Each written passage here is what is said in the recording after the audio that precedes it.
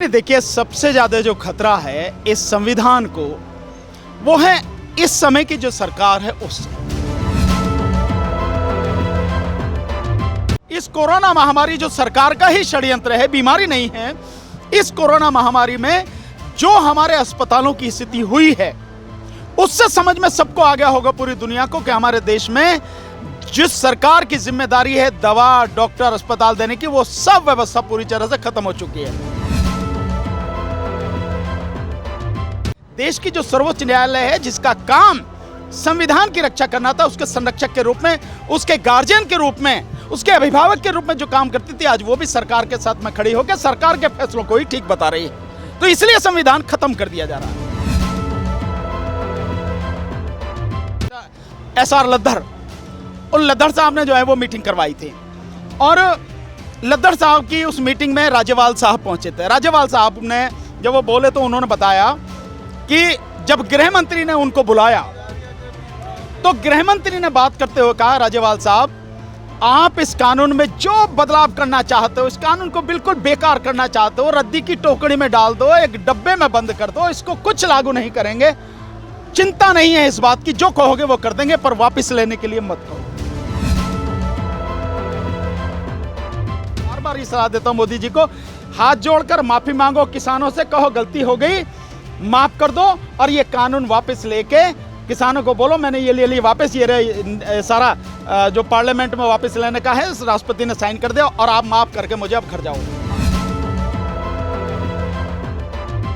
रोज़ाना स्पोक्समैन देख रहे तमाम दर्शकों का मैं जशन नागरा स्वागत करता। दोस्तों, इस वक्त ਸਿੰਘੂ बॉर्डर बैठे हैं, जिथे पिछले कई महीनों तो किसान अपन मंगां नूं लैके बैठे ने, क्योंकि केंद्र वालों 3 खेती कानून बनाए गए ने, उस दे विरोध दे विच किसान लगातार इत्थे डटे हुए ने। सो अज दे दिन जे मैं गल करा, 14 अप्रैल नूं बाबा साहब अंबेडकर की जिहड़ी जयंती मनाई जा रही है इन्हां सारे ही बॉर्डरां ते जिथे किसानी अंदोलन चल रहा है। तो इस दे नाल नाल अज संविधान बचाओ दिवस भी किसान जथेबंदियां वालों संयुक्त मोर्चे वालों बनाया जा रहा है। सो इस वक्त मेरे नाल इस बाबत गल करन दे लई सुप्रीम कोर्ट के सीनियर वकील भानु प्रताप जी मौजूद ने। भानु प्रताप जी, अगर मैं बात करूं, संविधान बचाओ दिवस मनाया जा रहा है, किससे खतरा किससे है संविधान को? देखिए, सबसे ज़्यादा जो खतरा है इस संविधान को, वो है इस समय की जो सरकार है उससे। क्योंकि इस सरकार ने बड़े सुनियोजित तरीके से इस संविधान को लगातार कमज़ोर और ख़त्म करती चली जा रही है। सरकार का काम तो होना चाहिए लोगों के कल्याण के लिए, उनके भले के लिए काम करना। जो एक इंसान के लिए ज़रूरी चीज़ें हैं, जैसे एजुकेशन एक बहुत ज़रूरी चीज़ है। एक अगर व्यक्ति को आप पढ़ा दो, शिक्षा दे दो, अच्छी शिक्षा दे दो, कुछ और देने की ज़रूरत नहीं है। पढ़ा लिखा व्यक्ति अपने आप अपने जीवन को सुधार लेगा, बल्कि अपने परिवार और समाज को भी सुधार देगा। शिक्षा को इस सरकार ने पूरी तरह से खत्म कर दिया। हालांकि मैं पीछे जाऊं तो कांग्रेस सरकार ने ही ये काम शुरू किया। जब 8वीं तक बच्चों को फेल ना करने की बात कही, तो उसी समय उस नींव को ही कमजोर किया। क्योंकि अगर 8वीं तक आप बच्चे को फेल ही नहीं करते हो तो पढ़ाने की क्या जरूरत है? तो पढ़ेगा नहीं तो कमजोर होगा। उसी का नतीजा हुआ कि जो बच्चे थे वो आने वाले समय आगे आगे जो कमजोर होते चले। और उसके बावजूद भी अगर कुछ लोग पढ़ रहे, कुछ बच्चे पढ़ पाए, तो अब इन्होंने इस शिक्षा को पूरी तरह से प्राइवेट हाथों में दे दिया। यानी कि सारी शिक्षा, जो शिक्षा देने का काम सरकार का है, अच्छे शिक्षा की व्यवस्था करने का काम सरकार का है, वो कह दिया हम नहीं करेंगे भैया, इसको प्राइवेट हाथों में दो, और प्राइवेट यूनिवर्सिटी बनाओ, कॉलेज बनाओ, स्कूल बनाओ, जितनी फीस चाहो लो, जो चाहो करो, हमारे बस की नहीं है पढ़ाना। अगर सरकार के बस की पढ़ाना नहीं है तो क्या करेगी सरकार? फिर क्या जरूरत है सरकार की? एजुकेशन खत्म किया। इसके अलावा जो लोगों को रोजगार की स्थिति है कि उसे रोजगार देना चाहिए, लोगों को नौकरी देनी चाहिए, उस रोजगार देने की स्थिति को इसने पूरी तरह से तबाह कर दिया। निजीकरण करके पूरा देश बेच दिया इस सरकार ने, और लगातार बेच रही है। और जिस तरह से सार्वजनिक क्षेत्र की कंपनियों को बेचा जा रहा है, इस देश में रोजगार पहले ही कम थे, अब तो पूरी तरह से खत्म हो रहे हैं। तो रोजगार नहीं दे रही सरकार। दूसरा, एक तीसरा और काम इसका सरकार का है कि लोगों को दवाई, डॉक्टर, अस्पताल मिल जाएं, ये काम सरकार का है। सरकार ने वो खत्म कर दिया। इस कोरोना महामारी जो सरकार का ही षड्यंत्र है, बीमारी नहीं है, इस कोरोना महामारी में जो हमारे अस्पतालों की स्थिति हुई है, उससे समझ में सबको आ गया होगा पूरी दुनिया को कि हमारे देश में जिस सरकार की जिम्मेदारी है दवा, डॉक्टर, अस्पताल देने की, वो सब व्यवस्था पूरी तरह से खत्म हो चुकी है।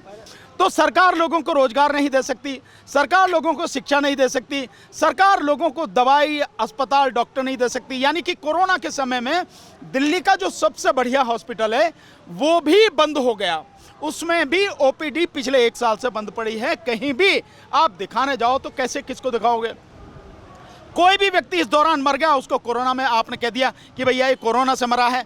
कोरोना में ले जाने के बाद में, हॉस्पिटल में जाने के बाद आप परिवार के लोगों को जाने नहीं दे रहे हो, उन्हें बता नहीं रहे हो कि आप क्या ट्रीटमेंट कर रहे हो, क्या नहीं कर रहे हो।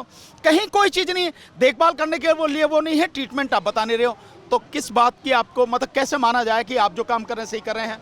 तो आपका जो हेल्थ सिस्टम है वो पूरी तरह से खत्म हो गया, जो एजुकेशन सिस्टम है वो खत्म हो गया, रोजगार खत्म हो गए। ये मिनिमम चीजें हैं जो सरकार को करनी चाहिए, और इस सरकार ने इन सबको पूरी तरह से तबाह कर दिया। और कैसे किया है? सब कुछ कानून बना के किया है। जैसे न्यू एजुकेशन पॉलिसी लाई, एजुकेशन को प्राइवेट कर दिया। अब डिसइन्वेस्टमेंट के नाम पे जो है लगातार पूरे देश के जो सरकारी संस्थान हैं उनको बेचा जा रहा है, उनमें रोजगार खत्म हो रहे हैं। अब तक की तकरीबन 15 से 20 लाख रोजगार जो सार्वजनिक क्षेत्र के उपक्रम हैं उनके खत्म हो चुके हैं। तो आप दे नहीं रहे हो, बल्कि जो रोजगार है आप उसे खत्म कर रहे हो। ये स्थिति आपने कर दी है। किसकी जिम्मेदारी? सरकार की। आप नहीं कर रहे हैं, इसका मतलब आप संविधान के माध्यम से कर रहे हैं। एक चीज और मैं आपको यहां छोटे से मैं बता दूं, ये तीनों कानून लेके आए हैं, कृषि कानून, आप, ये सरकार की जिम्मेदारी है कि लोगों की स्थिति को बेहतर बनाना। लेकिन इन तीनों कृषि कानूनों के माध्यम से न केवल आपने किसानों को तबाह कर दिया, बल्कि इस देश के मजदूरों को भी खत्म करने का रास्ता बना दिया, एमएसपी खत्म करने का रास्ता आपने बना दिया। और गरीब हो, मजदूर हो, किसान हो, बेरोजगार हो, सबको, पूरे देश को आप तबाह कर रहे हैं। एक जी, पर आप उनको किसान अपना संविधान विरोधी बता रहे हो, पर अगर मैं बात करूं, वो तो अम्बेडकर साहब की आज जगह जगह पे उसी पार्टी की तरफ से जयंती मनाई जा रही है। नहीं, ये नौटंकी है, ये दिखावा है। बाबा साहब डॉक्टर अम्बेडकर की आप जयंती मनाओ, उनका जो है महापरिनिर्वाण दिवस मनाओ, उनके उस पे आप कहीं पे जो कोई चीज़ की स्थापना की बात कर दो, कोई बिल्डिंग की नींव रख दो, कोई आप वहाँ पे कोई कार्यक्रम जो घोषित कर दो, इससे बाबा साहब डॉक्टर अम्बेडकर का जन्मदिन नहीं मनाया जा सकता। बाबा साहब डॉक्टर अम्बेडकर को समझना बहुत ज़रूरी है। बाबा साहब डॉक्टर अम्बेडकर केवल एक नाम नहीं है, बाबा साहब डॉक्टर अम्बेडकर एक क्रांति का नाम है, एक आंदोलन का नाम है, इस देश के सब लोगों को अधिकार देने वाले एक व्यक्ति का नाम है, जिसने असमानता को पूरी तरह से खत्म कर दिया, जिसने लोगों की स्वतंत्रता को समझा और संविधान के माध्यम से हर किसी को जीने का, स्वतंत्र रहने का, अपनी बात कहने का, मानने का, आगे बढ़ने का अधिकार दिया। आपने वो सारा सब खत्म कर दिया।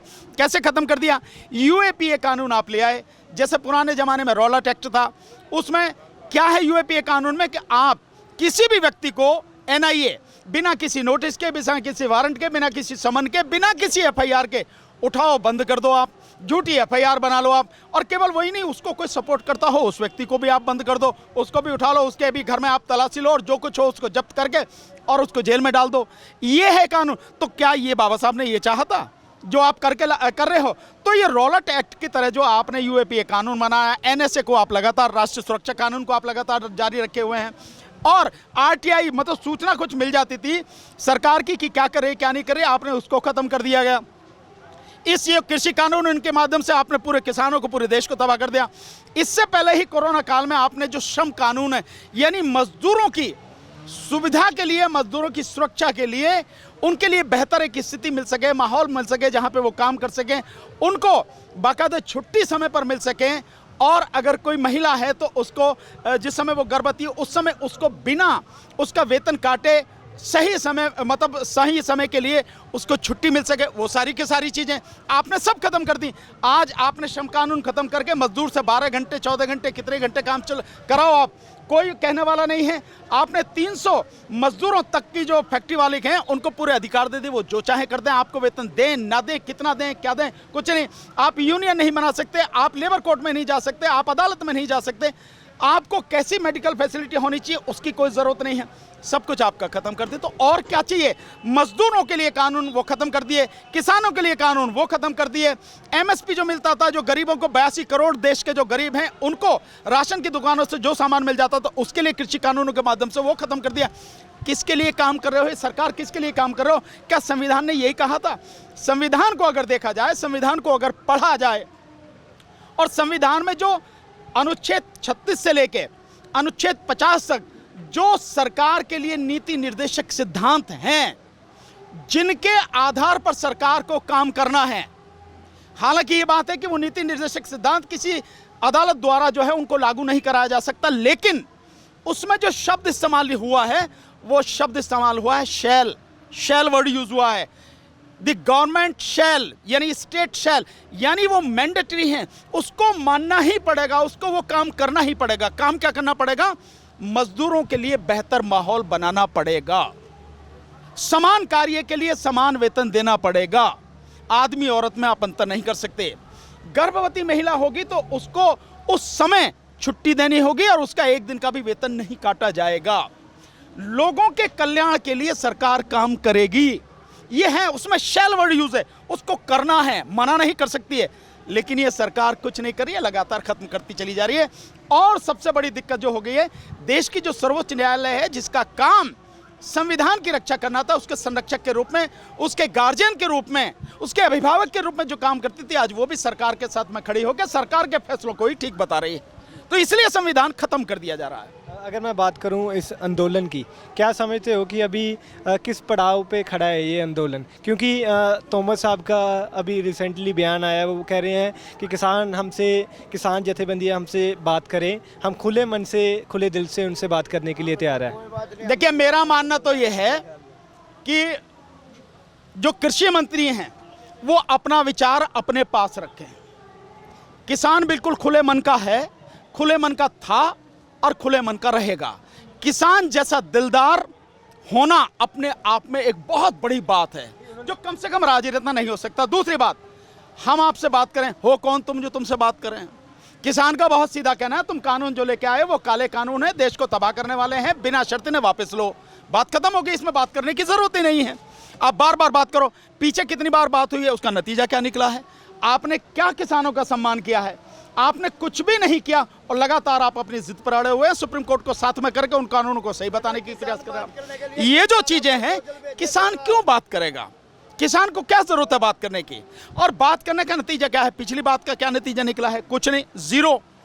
सरकार को चाहिए कि जो कानून आपने गैर संवैधानिक तरीके से लाए हैं, राज्य का कानून बनाने का अधिकार आपने छीन लिया और इस देश के संघीय ढांचे को आपने खत्म किया, एक तरह से संविधान को खत्म किया।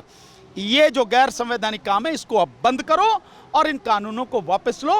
बात करने की कोई ज़रूरत ही नहीं है। पर वकील साहब, अगर मैं बात करूं, उस तरफ से कोई ऐसा कदम नहीं उठाया जा रहा और इस तरफ से आप कह रहे हो कि बात ना हो, तो फिर हल कहाँ पे है? हल कैसे होगा? इसको ऐसे आपको समझाने का प्रयास करूंगा, ऐसे समझे आप। मैं अभी एक मीटिंग थी लुधियाने में, किसान मजदूर मीटिंग थी और बहुत बड़ी मीटिंग थी। वहाँ के एक बहुत अच्छे व्यक्ति हैं, मिस्टर SR लद्दर, और लद्दर साहब ने जो है वो मीटिंग करवाई थी। और लद्दर साहब की उस मीटिंग में राज्यपाल साहब पहुंचे थे। राज्यपाल साहब ने जब वो बोले तो उन्होंने बताया कि जब गृह मंत्री ने उनको बुलाया तो गृह मंत्री ने बात करते हुए कहा, राज्यपाल साहब, आप इस कानून में जो बदलाव करना चाहते हो, इस कानून को बिल्कुल बेकार करना चाहते हो, रद्दी की टोकरी में डाल दो, एक डब्बे में बंद कर दो, इसको कुछ लागू नहीं करेंगे, चिंता नहीं है इस बात की, जो कहोगे वो कर देंगे, पर वापस लेने के लिए मत कहो। इसका मतलब क्या है? कि सरकार हार चुकी है। इसका मतलब यही है कि सरकार अंदर से पूरी तरह से खत्म हो चुकी है। लेकिन साथ में और क्या कहा, ये और सुनो। ये राज्यपाल साहब के शब्द हैं जो उन्होंने लुधियाना की मीटिंग में कहा। राज्यपाल साहब ने कहा कि फिर गृह मंत्री ने यह कहा कि राज्यपाल साहब, अगर आज ये कृषि कानून वापस ले लेंगे तो कल तो और भी जो कानून है हमें वापस लेने पड़ेंगे, क्योंकि और भी जो लोग हैं वो भी खड़े हो जाएंगे, कल मजदूर भी खड़े होंगे, फिर CA NRC वाले भी खड़े होंगे, फिर ये भी खड़े होंगे, वो भी खड़े होंगे, तब हमारे लिए दिक्कत हो जाएगी। इसलिए वापस लेने की बात मत करो, आप इनका जो कहो बेकार कहो, डिब्बे में डाल देते हैं, ये लागू ही नहीं करेंगे। ऐसे रहने देते हैं। इसका मतलब ये है सरकार को अपनी गलती का एहसास हो गया है और सरकार मानती है कि उसने बहुत बड़ा ब्लंडर किया है, बहुत बड़ी गलती की है, मिस्टेक की है, इसलिए।